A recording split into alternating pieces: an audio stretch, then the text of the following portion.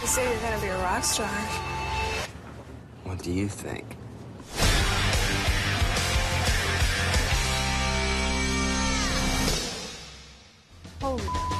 Guys, I mean, you just redefined really partying like a rock star. Like, you look like you had so much fun in this movie. I mean, just talk to me about that, because obviously you're recreating these legends who are still living. How fun was it to do that?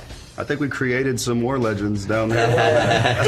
No, it was so fun. We got to New Orleans and it was Mardi Gras was happening, so there was no better way for us all to get together. And St. Patrick's Day as well. Yeah, we had St. Patrick's Day. Yeah. So we just all before we even started filming. Wow. This is our meeting. Yeah, and then we had lots of time to play together, like to literally play in band camp. As it doesn't sound as cool as it was. It doesn't sound very good in a British accent. No, band camp sounds slightly cool, right? Let's call it rock camp. That sounds a little better. Yeah. Oh yeah, that's cool. But we had Tommy and Nikki came down and helped me with the bass and you with the drums and well, you already could play guitar, so you were fine. Player. But no, it was great fun.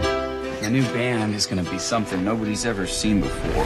You had these guys on set who are obviously, they've lived through this. Was there any advice that they gave you guys living in? I mean, going into this? On set, the coolest part was when Tommy would be behind the screen and be like, dude, it was just like that. Yeah. Like, we did the intro scene where it was the Motley Crue house. It shows all four of us in this element, and I guess it was spot on with the house. And how excited he was just watching the... They were so excited when they That came and was saw the wild. props and the costumes. This era is so easy to make look phony or fake, and the wigs, and they really put the time and the money and the energy in making it perfect and exactly right. So I think the band they were so excited by it that they got back together and started recording more music. So that was cool. Yeah, that's pretty... yeah.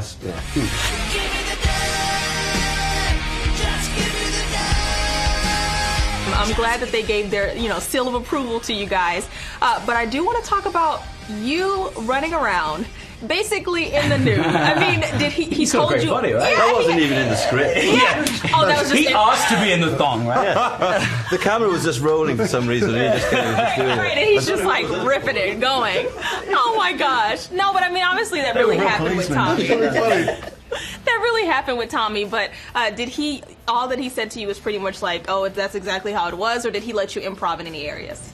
Yes, it really was like that. I mean, I want to point out the specific scene you're talking about where I'm running in the Speedo through the hallway.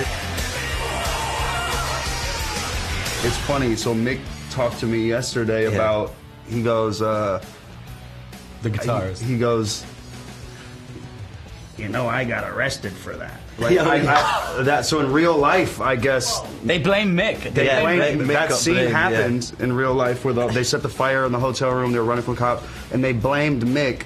Because he just came out and it was like some guy with long hair and it was like, is he? Yeah. Oh man, there's some old wounds there. He was just trying to sleep.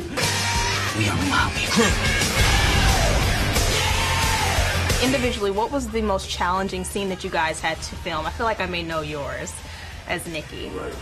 You talking about the heroin? The overdose. Nikki Sixx has overdosed. I spent quite a lot of time in a dark room in a kind of very dark place, and I lost quite a lot of weight for it because I was drinking like faux broth without the noodles. I hated that timing period. Oh, dude, he was hangry.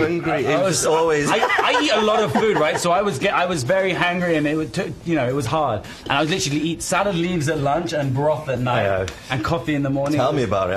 Tell me, I was in there eating. Did I mention I was like, mentioned it. So this was obviously challenging for everyone. With Nana.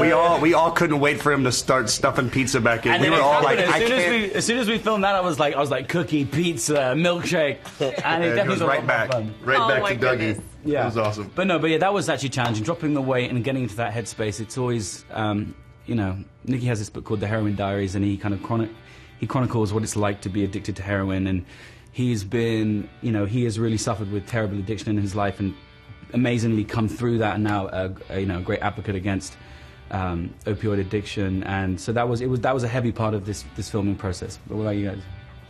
What was your hard part? Go on. The hardest part for me was But no, I listening mean- to you banging on about how hungry you are. Oh, I'm sorry. They've been having this in the works for about 18 years now. Why was this a good time to bring this biopic out? It was about time to celebrate the 80s and the music. I mean, the Motley Crue sold how many albums? Over 100? Yeah, something so million many. albums. So there's millions and millions of fans who've been waiting to see this. They know this story inside out, and they've been waiting to see it for a very long time. So we wanted to deliver that movie for them and for the music as well. Molly Crew, here all week.